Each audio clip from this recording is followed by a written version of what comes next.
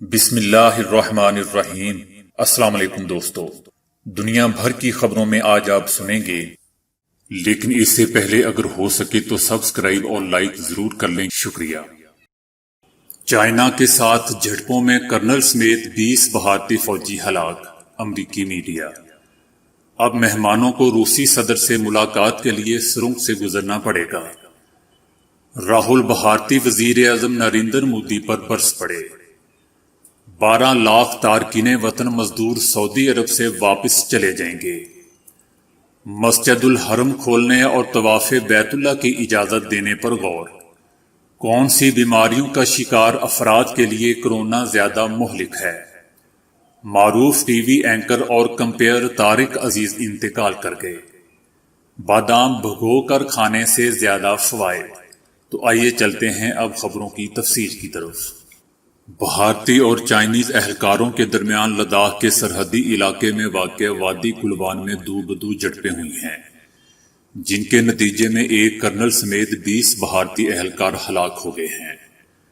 بھارتی عسکری ذرائع نے منگل کے روز ایک بیان میں چائنا کے ساتھ متنازع سرحد پر پرتشدد جھڑپ کی نشاندہی کی اور کہا کہ اس میں اس کا ایک آفیسر اور 2 فوجی ہلاک ہو چکے ہیں، لیکن بعد میں اس نے یہ اطلاع دی ہے کہ لڑائی میں زخمی ہونے والے مزید 17 فوجی جان کی بازی ہار گئے ہیں۔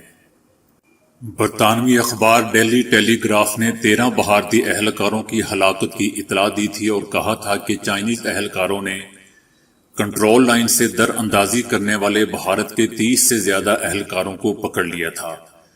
ان میں سے 32 کو آج واپس کر دیا ہے، جبکہ 4 بھارتی اہلکار ابھی تک لاپتے ہیں۔ بھارتی عسکری ذرائع نے اپنے بیان میں لداخ کے پہاڑی علاقے میں واقع وادی گلوان میں سوموار کو جھڑپ میں طرفین کے جانی نقصان کی اطلاع دی تھی، لیکن چائنا نے کسی جانی نقصان کا کوئی ذکر نہیں کیا اور بھارت کو ان جھڑپوں کا مورد الزام ٹھہرایا ہے۔ اس علاقے میں تعینات ایک بھارتی آفیسر نے بتایا ہے کہ اس واقعے میں کوئی گولی نہیں چلی اور صرف دو بدو ہاتھا پائی اور لڑائی ہوئی ہے۔ ادھر چائنا نے آج ایک بیان میں جھڑپ کی نشاندہی کی ہے، لیکن اس میں ہلاکتوں کا کوئی ذکر نہیں کیا۔ اس نے بھارتی اہلکاروں پر چائنیز علاقے میں در اندازی کا الزام عائد کیا ہے اور کہا ہے کہ انہوں نے پہلے چائنیز اہلکاروں پر حملہ کیا تھا۔ چائنا نے کہا ہے کہ بھارتی اہلکاروں نے 2 مرتبہ سرحدی لکیر عبور کی تھی اور چینی اہلکاروں پر حملہ کیا تھا۔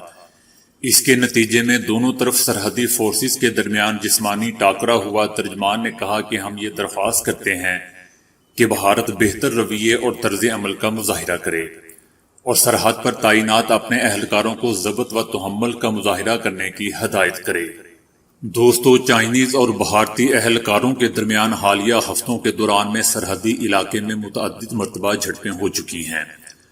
ان کا آغاز 9 مئی کو ریاست سکم کے انتہائی بلند پر واقع سرحدی علاقے میں دو بدو لڑائی سے ہوا تھا۔ چائنیز اور بھارتی اہلکاروں نے ایک دوسرے پر پتھراؤ کیا تھا، جس کے نتیجے میں فریقین کے متعدد اہلکار زخمی ہو گئے تھے۔ چائنا اور بھارت کے درمیان 3500 کلومیٹر تقریباً 2200 میل طویل سرحد ہے، لیکن دشوار گزار پہاڑی علاقہ ہونے کی وجہ سے اس کی مناسب طریقے سے حد بندی نہیں ہوئی ہے۔ بھارت سرحدی علاقے میں سڑکیں اور فضائی پٹی تعمیر کر رہا ہے۔ وہ چین کے بیلٹ اینڈ روڈ اقدام کے رد عمل میں یہ تعمیرات کر رہا ہے اور اس وجہ سے دونوں ملکوں کے درمیان کشیدگی پیدا ہوئی ہے۔ دونوں ملکوں کے درمیان 1962 سے سرحدی علاقے میں کشیدگی چلی آ رہی ہے۔ تب ان کے درمیان شمال مشرق میں واقع ریاست اروناچل پردیش پر تنازع پر باقاعدہ لڑائی لڑی گئی تھی۔ حالانکہ چائنا نے گزشتہ ہفتے بھارت کے ساتھ پیدا ہونے والی سرحدی کشیدگی کے حل کے لیے مثبت اتفاق رائے طے پانے کی اطلاع دی تھی۔ چینی وزارت خارجہ کی خاتون ترجمان ہوا چونائنگ نے بیجنگ میں گزشتہ بدھ کو پریس بریفنگ میں کہا تھا کہ سفارتی اور فوجی چینلوں کے ذریعے مؤثر ابلاغ سے سرحد پر پیدا ہونے والی حالیہ کشیدگی کے حل کے لیے مثبت اتفاق رائے ہو گیا ہے۔ انہوں نے کہا تھا کہ دونوں طرف اس اتفاق رائے کی بنیاد پر سرحد پر کشیدگی کے خاتمے کے لیے مناسب اقدامات کر رہے ہیں، مگر انہوں نے اس کی مزید کوئی تفصیل نہیں بتائی تھی۔ روسی صدر سے ملاقات کے لیے آنے والے ہر شخص کو سرنگ سے گزرنا پڑے گا۔ روسی صدر کی کورونا سے حفاظت کے لیے خصوصی ڈس انفیکشن سرنگ تیار کر لی گئی ہے۔ روسی صدر سے ملنے آنے والے ہر شخص کو اس سرنگ میں سے گزرنا پڑے گا۔ یہ خصوصی سرنگ روسی کمپنی نے تیار کی ہے اور اسے صدر پیوٹن کے دفتر کے باہر نصب کیا گیا ہے۔ صدر پیوٹن کے ترجمان نے اپریل میں کہا تھا کہ روسی صدر سے ملنے والے ہر شخص کا ٹیسٹ کیا جاتا ہے۔ روس اس وقت دنیا بھر میں کورونا کی فہرست میں تیسرے نمبر پر ہے۔ چائنا کے ہاتھوں 20 فوجی مارے جانے پر بھارتی اپوزیشن جماعت کانگریس کے رہنما راہل گاندھی نے بھارتی وزیر اعظم نریندر مودی پر برس پڑے۔ راہل گاندھی کا کہنا تھا کہ مودی خاموش کیوں ہیں اور چھپ کیوں گئے ہیں۔ اپنے بیان میں ان کا کہنا تھا کہ بہت ہو گیا، ہمیں حقائق جاننے کی ضرورت ہے کہ کیا ہوا تھا۔ ان کا مزید کہنا تھا کہ چائنا نے ہمارے فوجیوں کو کیوں مارا اور ہماری زمین پر انہوں نے قبضہ کیوں کیا۔ مودی کو قوم کو آگاہ کرنا چاہیے یہ سب قصہ کیا ہے۔ لوگوں کا کہنا ہے کہ دال میں کچھ کالا ضرور ہے جس کی وجہ سے مودی خاموش ہے۔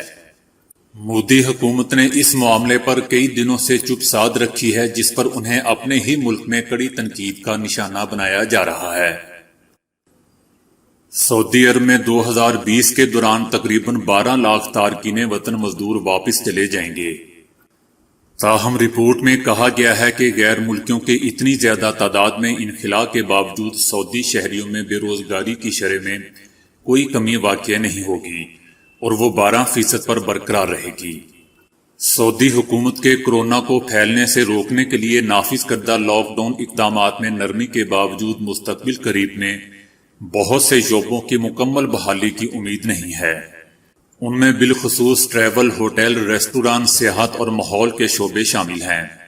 رپورٹ میں بتایا گیا ہے کہ غیر ملکی شہریوں کے انخلاء سے سعودی شہری فائدہ اٹھا سکتے ہیں۔ وہ ان ملازمتوں کو حاصل کر سکتے ہیں جو ماضی میں صرف غیر ملکیوں کو دی جاتی رہی ہیں۔ سعودی عرب کے حکام نے مسجد الحرم کھولنے اور طواف بیت اللہ کی اجازت دینے پر غور و غوض شروع کر دیا ہے اور اس کے لیے ایک خصوصی کمیٹی بھی تشکیل دے دی گئی ہے۔ تشکیل دی جانے والی خصوصی کمیٹی کورونا سے بچاؤ کے لیے اقدامات اور ہجوم کنٹرول کرنے سے متعلقہ امور پر بھی غور کر رہی ہے۔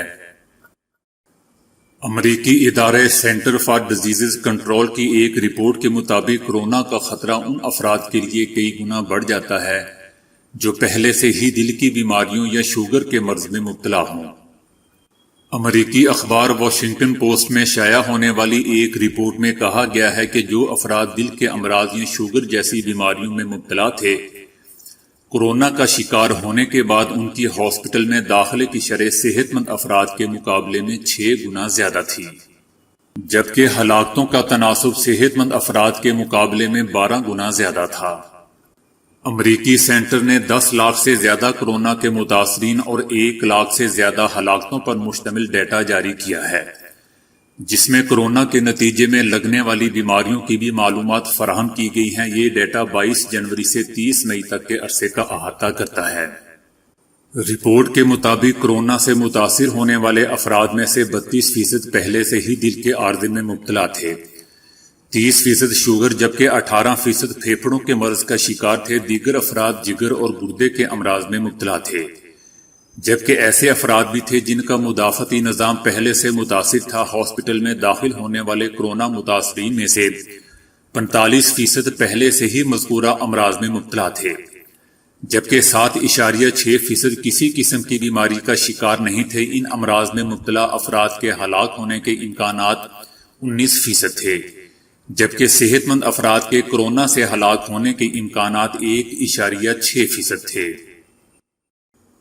بلوچستان نیشنل پارٹی نے تحریک انصاف سے اتحاد ختم کرنے کا اعلان کر دیا۔ قومی اسمبلی میں بجٹ پر بحث کے دوران بلوچستان نیشنل پارٹی کے سربراہ سردار اختر جان مینگل نے تحریک انصاف سے اتحاد ختم کرنے کا اعلان کیا۔ ان کا کہنا تھا کہ ہم ایوان میں موجود رہیں گے اور اپنی آواز بلند کرتے رہیں گے۔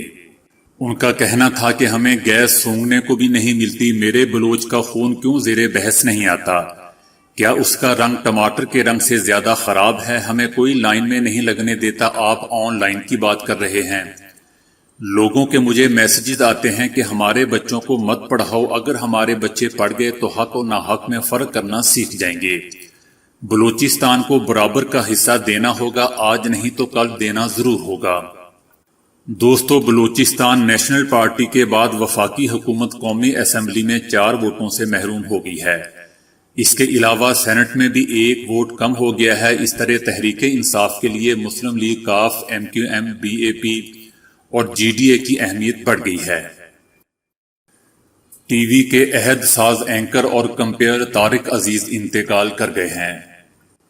طارق عزیز پچھلے کچھ عرصے سے علیل تھے اور کل 84 برس کی عمر میں خالق عزیز سے جا ملے۔ طارق عزیز 1936 میں جلندھر میں پیدا ہوئے تھے، تاہم قیام پاکستان کے بعد وہ اپنے خاندان کے ہمراہ پاکستان آ گئے۔ انہوں نے ابتدائی تعلیم ساہیوال سے حاصل کی۔ انہوں نے ریڈیو پاکستان لاہور سے اپنی پیشہ ورانہ زندگی کا آغاز کیا۔ جب 1964 میں پاکستان ٹیلی ویژن کا قیام عمل میں آیا تو طارق عزیز PTV کے سب سے پہلے مردانہ اناؤنسر تھے، تاہم انہیں اصل شہرت 1975 میں PTV کے معروف گیم شو نیلام گھر سے حاصل ہوئی، جو تقریباً 10 سال تک بلا تعطل جاری رہا۔ کئی سال وقفے کے بعد جب نیلام گھر دوبارہ شروع کیا گیا تو اس کا نام طارق عزیز شو رکھا گیا۔ اس طرح انہوں نے کم و بیش 40 سال تک اس پروگرام کی میزبانی کی۔ طارق عزیز نے سیاست میں بھی قدم رکھا۔ 1997 کے عام انتخابات میں انہوں نے مسلم لیگ نون کے ٹکٹ پر لاہور سے قومی اسمبلی کی نشست NA 94 پر الیکشن لڑا اور کامیاب ہوئے۔ ان کے مد مقابل وزیر اعظم عمران خان بھی تھے، جو اس وقت اپنی سیاسی زندگی کا پہلا الیکشن لڑ رہے تھے۔ دوسری جانب وزیر اعظم عمران خان نے طارق عزیز کی موت پر دکھ اور افسوس کا اظہار کرتے ہوئے کہا کہ ان کے اہل خانہ سے تعزیت کرتا ہوں اور ان کے لیے دعا گو ہوں۔ دماغ کو طاقت بخشنے کے لیے باداموں کو رات بھر بھگونے اور صبح کھانے کا طریقہ ہمارے ہاں صدیوں سے رائج ہے۔ بادام کو کھانے سے پہلے بھگونا اس لیے بہت ضروری ہے کہ اس طرح نہ صرف گری نرم ہو جاتی ہے بلکہ چھلکا بھی تر ہو جاتا ہے۔ یاد رکھیں کہ اس کے خشک چھلکے میں ایک مخصوص انزائم ہوتا ہے جس وجہ سے بادام ہضم نہیں ہوتا اور اس کے غذائی اجزاء جسم میں جذب نہیں ہوتے۔ بھگوئے ہوئے بادام ہاضمے کو درست کرتے ہیں اور جسم میں پروٹین کے جذب ہونے میں مدد دیتے ہیں۔ بادام میں پایا جانے والا مادہ alpha-2 فیرل بلڈ پریشر کو کنٹرول میں رکھتا ہے۔ یہ 30 سے 70 کی عمر کے افراد کے لیے خصوصاً مفید ہے۔ اگر آپ دل کے مسائل سے بچنا چاہتے ہیں تو باداموں کا استعمال ضرور کریں، کیونکہ اس میں پایا جانے والا اینٹی آکسیڈنٹ مادہ کولیسٹرول کو کنٹرول کرتا ہے اور دل کو صحت مند رکھتا ہے۔ بادام جسم میں مضر صحت کولیسٹرول کی مقدار کم کرتا ہے اور صحت بخش کولیسٹرول کی مقدار بڑھاتا ہے۔ اس کے علاوہ بادام موٹاپا کم کرتے ہیں اور بدن کو چست و توانا بناتے ہیں۔ امریکہ کی یونیورسٹی میں کی گئی تحقیق سے یہ بات سامنے آئی ہے کہ جس طرح جسمانی ورزشوں کے ذریعے جسم کے دوسرے پٹھوں کو مضبوط بنایا جا سکتا ہے، بالکل اسی طرح قوت ارادی کو بھی مخصوص ذہنی مشقوں کی مدد سے مضبوط بنانا ممکن ہے۔ سائنسی تحقیق نے یہ بات ثابت کی ہے کہ دن میں 10 منٹ کے لیے کسی مثبت موضوع پر غور کرنا نہ صرف ذہنی توانائی میں اضافے کا سبب بنتا ہے بلکہ ذہنی دباؤ میں خاطر خواہ کمی بھی آتی ہے۔ دن میں جو کچھ کھائیں اس کے اندراج کے لیے اپنے پاس ایک پاکٹ ڈائری رکھیں۔ 2 ہفتے تک لگاتار یہ حیرت انگیز مشق کرنے سے آپ کی قوت ارادی آپ کو ہر قسم کی الم غلم غذا کی طرف مائل ہونے سے روک دے گی۔ دن میں کبھی کبھار دوسرے ہاتھ کو استعمال کرنے کی عادت ڈالیں۔ مثلاً اگر آپ دائیں ہاتھ سے لکھتے ہیں تو کچھ وقت کے لیے اپنے بائیں ہاتھ کو لکھنے کی زحمت دیں۔ ایسا کرنے سے آپ کی قوت ارادی پر خاطر خواہ اثر پڑے گا۔ ایک اہم بات وہ یہ ہے کہ مذکورہ ورزشوں میں سے کسی بھی ایک کو منتخب کر کے اس پر باقاعدگی سے عمل کیا جا سکتا ہے، اور ضروری نہیں کہ آپ سب ورزشیں بیک وقت ایک ہی دن کریں۔ تو دوستو، آج کے لیے اتنا ہی۔ ویڈیو کو لائک اور شیئر کرنے کا بہت بہت شکریہ۔